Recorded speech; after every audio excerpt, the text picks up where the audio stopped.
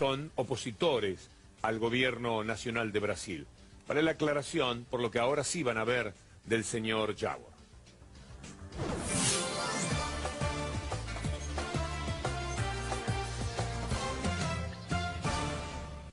Mas afinal, o que provoca um ódio tão violento contra a cidade? Só vimos isso quando a organização criminosa de São Paulo queimou dezenas de ônibus.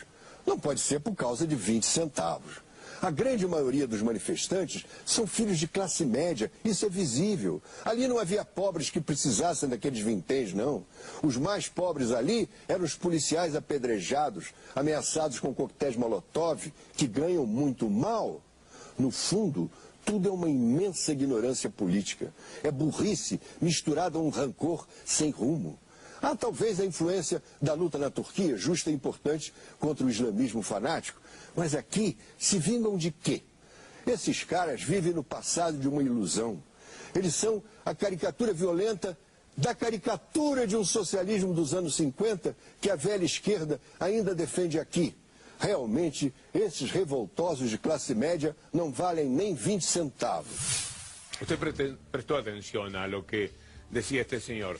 48 horas después, 2-3 días más tarde, advierten que la movida es muy interesante para poder ir contra el gobierno de Dilma Rousseff. Y entonces el discurso es este.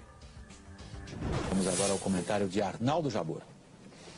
À primeira vista, esse movimento parecia uma pequena provocação inútil, que muitos criticaram erradamente, inclusive eu. Nós temos democracia desde 1985, mas democracia se aperfeiçoa, senão decai.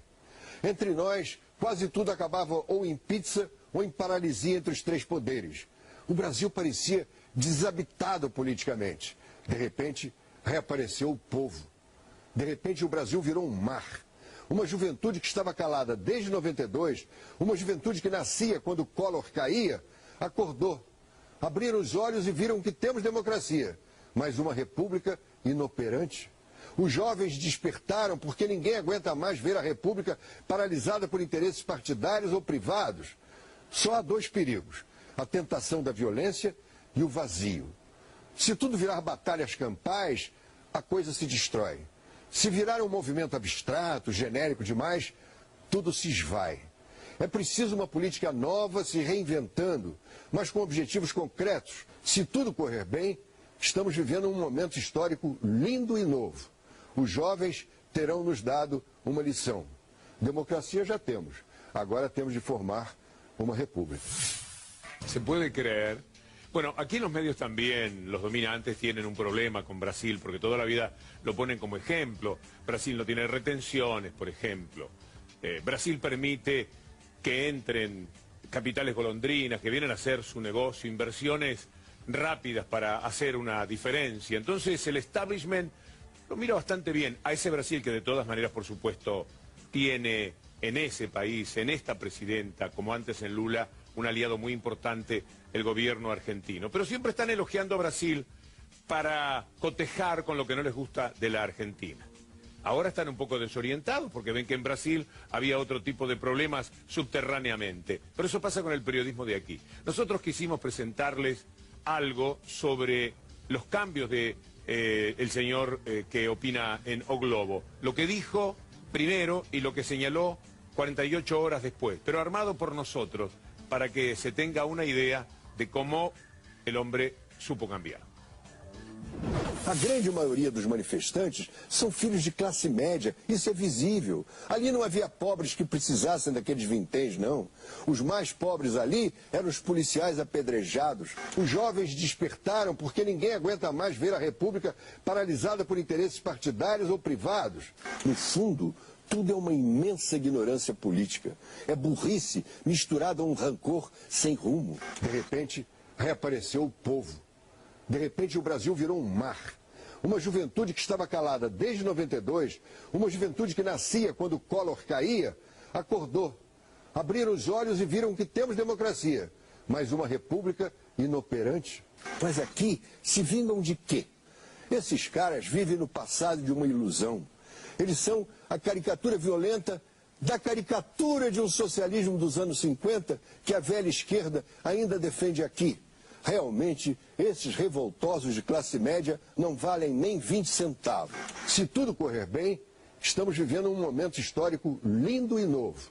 Os jovens terão nos dado uma lição.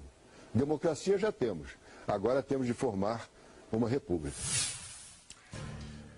Por esto es que O Globo, bueno, entre otras cosas por esto, merece una repulsa que les ha llegado a las propias veredas de donde tienen sus estudios, y haciendo una transmisión se toparon con esto hace pocos días.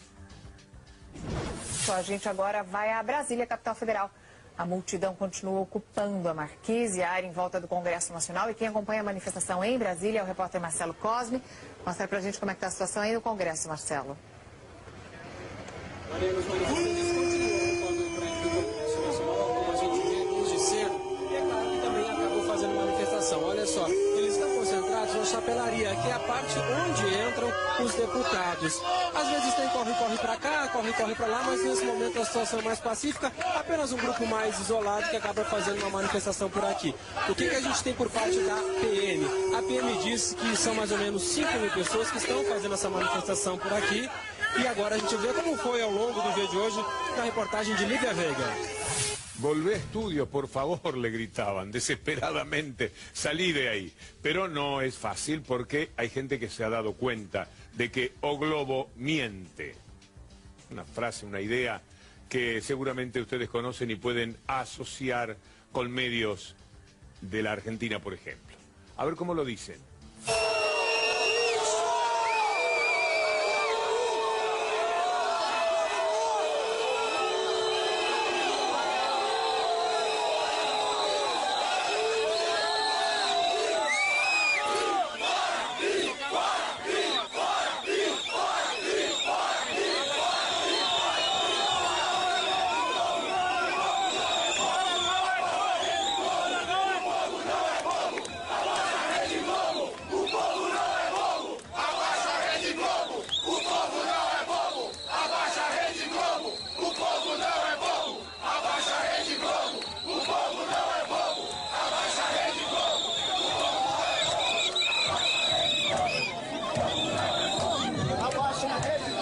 Marcelo chegou aqui e não conseguiu fazer a reportagem que queria fazer. Ninguém deixou. Vocês viram aí um pedaço. Deve estar indo embora agora.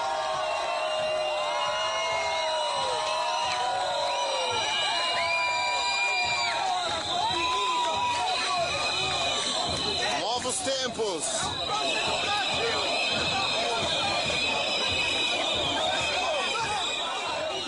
Ellos tienen un evidente malestar, hablo de los medios, con la democracia. Pero los pueblos también tienen un cierto malestar con los periodismos dominantes de nuestra América Latina y su gran capitán internacional que es la CNN. Vamos a hacer una pausa, Julieta. Sí, es Víctor Hugo, pero antes déjame contarte...